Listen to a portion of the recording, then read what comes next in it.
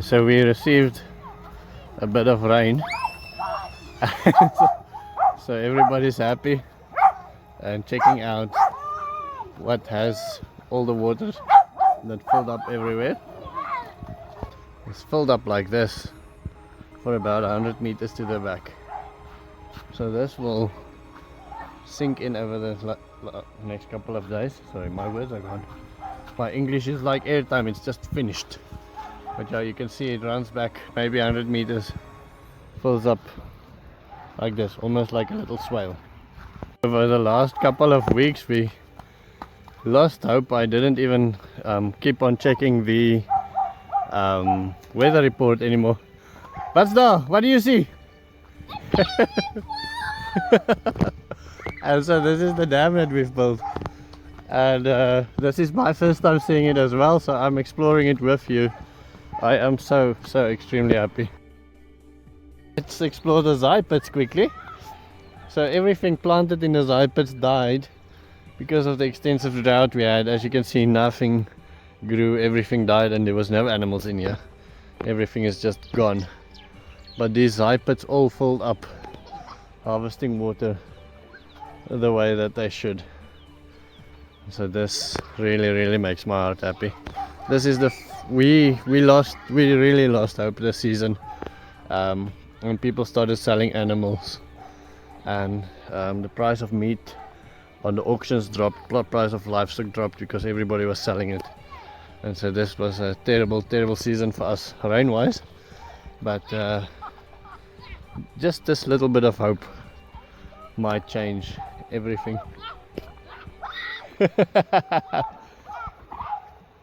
You can see even the little pits where we planted the beans back then, they all filled up, everything filled up.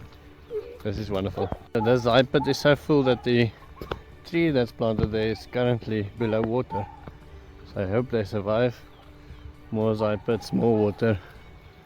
Water harvesting is definitely working. You can see here the little lemon trees peeking out, little moringas peeking out, the lemon tree peeking out there. So these ones never been planted. So at the moment they are just storing water and storing water and storing water. Zai pit after zai pit filled up. All of them are full. This is fantastic. Mika, stand there, just stand there quickly. Pick up your foot. Put it down. So this is the depth of the zai pits. Why is it called zai pits? Why is it called zai pits? I don't know. Once in the sun-scorched lands of Burkina Faso, a wise farmer named Zai discovered a secret. He dug tiny pits, filling them with magic compost, manure and hope. Termites danced, soil softened, and crops thrived. The villagers marveled, and soon these pits bore his name. Zai pits are testament to nature's resilience. I think probably in the language, in the country where they use it most, they call it zai pits. Oh, here it's deeper. That one is a bit deeper. And so this is so wonderful for us. As you can see, the ground is really barren here. Nothing has grown. What's that? A bullet. Interesting. So this is my very first swale that I made 4 years ago, and we actually neglected it. We haven't maintained it, we haven't used it, and we've just been using it for water harvesting. And see, 4 years later, still filling up, still very nice.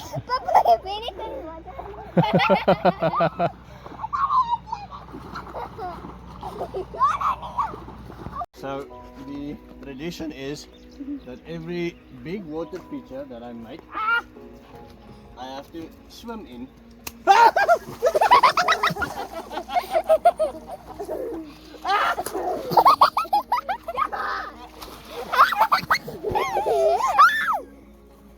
This might be a little bit too shallow to swim in. Okay, so this is perfect. Come back.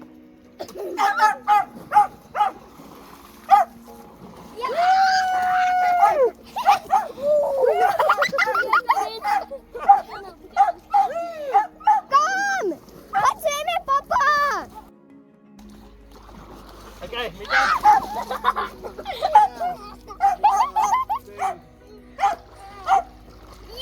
Ja. Oh, Ben!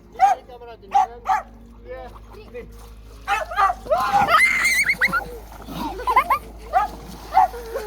everyone? Okay, go. Wow! Yeah!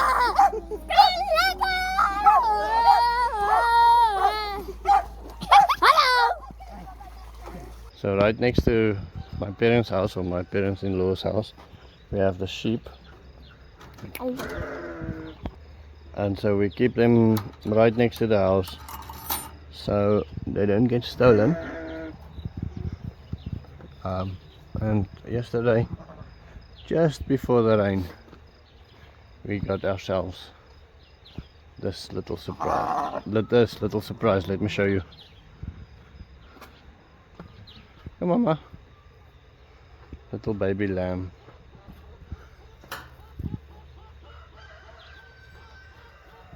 And so the lamb survived the storm, and we are very, very excited for the new life that's gonna happen on this farm the next couple of days.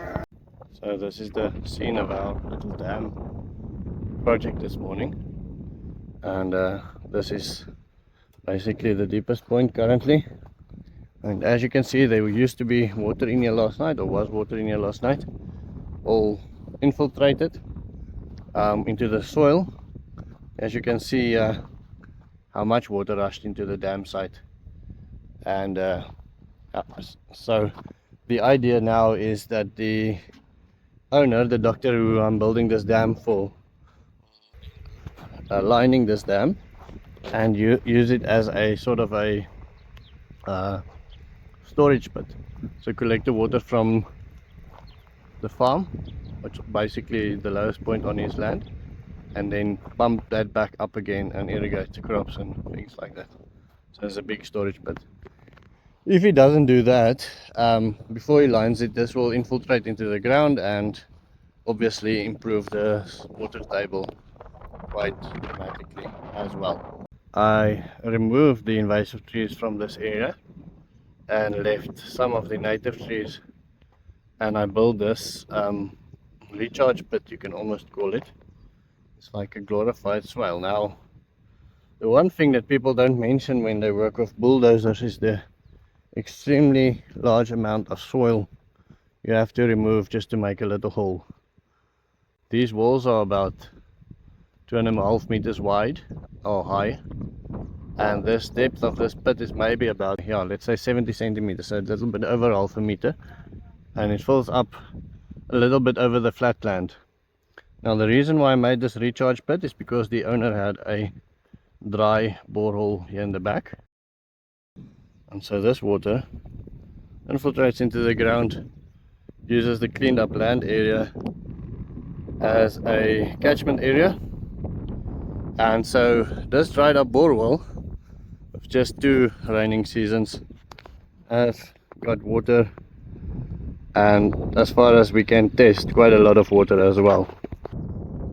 So at first the Oshibambu lady that paid me to do this for her didn't believe in the whole recharging thing, but she did want the land cleared to do some crops at the end of the day, and she thought she was going to have to do it all with water.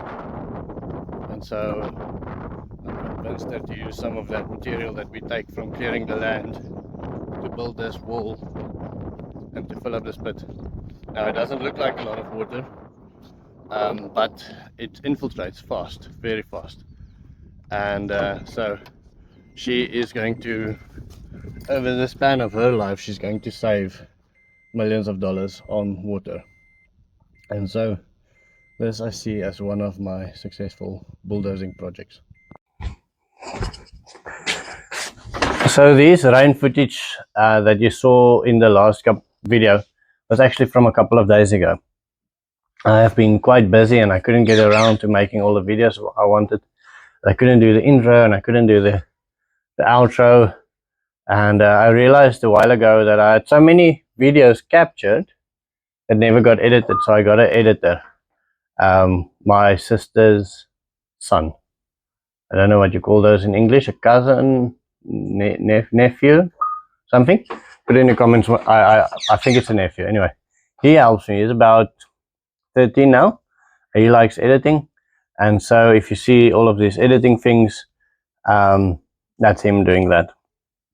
Yeah, so while we were doing the rain footage, I thought about a story that happened a while ago. See, here we've got some lightning and some thunder, but nothing that scares you. You know, people cancel swimming lessons because of heavy weather and things like that, but I never thought, you know, this weather is too heavy, I don't want to walk outside, or I want to cancel swimming, or even horse riding. The weather is just too heavy. I can't imagine a thunderstorm here or a lightning storm that's so bad. Every now and then when you have a storm, you have a couple of lightning strikes, but I never thought, sure, no, that was close. But when I grew up on the eastern side of Pretoria, on a mountain, and I think that mountain must have pulled in lightning like it was like crazy. It was a big barn, basically a steel structure that was then covered with rocks and bricks, and then sheet metal roofing. It was first meant to be a factory, and then we turned it into a house, basically. And there the lightning was crazy. Sometimes when the lightning struck, it would strike the house, and you'd see the blue flames running on the beams. And there was an old telephone box mounted against the wall. That thing, whenever the lightning would strike very hard, it would fall off its brackets and start smoking. And I remember even once there was a plug that fell out of the wall and started burning. Luckily we were at home, and it started burning on a carpet, and we could still do it. But this one time I went to go and visit these girls. About 2 kilometers away from us there was a riding school, so every now and then when there was riding lessons, I would go and visit the girls, and I thought that was me. I would arrive at the riding school and you know, show off a little bit and see how they do their lessons, and then afterwards we can have a chat, and then that was my social life. And then afterwards I would have to get back on my horse and ride back home.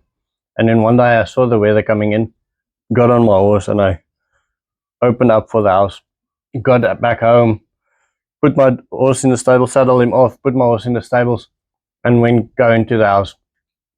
And then I said, oh, we're so glad you're alive. And I couldn't understand what they were talking about, but it seems like while I was galloping to get to the house, there was one lightning strike.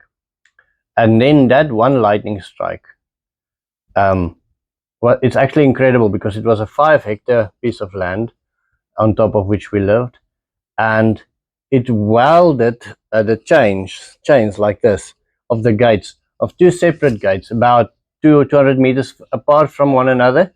It welded those chains into each other, so it was like a solid bar thing. The same thing with the blue flames on the roof on our house. The other people that lived on our land, or with us on the land, the family, behind their house, it drew a line in the sand, and so that was one crazy lightning story. And so that's the kind of lightning we got in South Africa, and I know other parts of the world obviously gets lightning like that. I don't know, maybe you can tell me about the lightning in your area. And that is the end of my story. Thank you so much for watching my videos. I hope you have a wonderful day.